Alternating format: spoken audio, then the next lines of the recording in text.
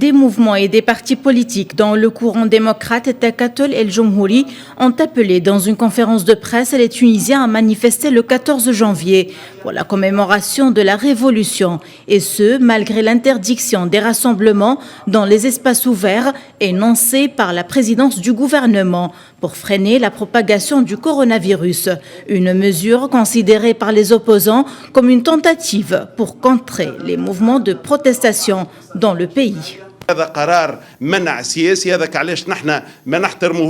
Nous ne respectons pas cette décision et nous descendrons dans la rue pour célébrer la fête de la Révolution et lutter contre le régime autocratique mis en place dans le pays depuis le 25 juillet. D'autres partis et coalitions anti-Saïd conduits par le mouvement Nahda, principale force politique en Tunisie, ont appelé également à manifester le 14 janvier pour exprimer le rejet du processus du 25 juillet, critiquant ainsi ce qu'ils ont appelé l'instrumentalisation politique de la situation sanitaire pour frapper les marges de liberté restantes.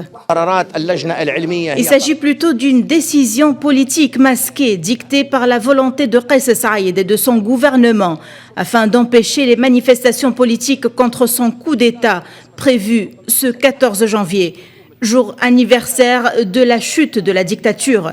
J'appelle les citoyens à sortir pour célébrer la révolution et rejeter le coup d'État tout en respectant les mesures sanitaires.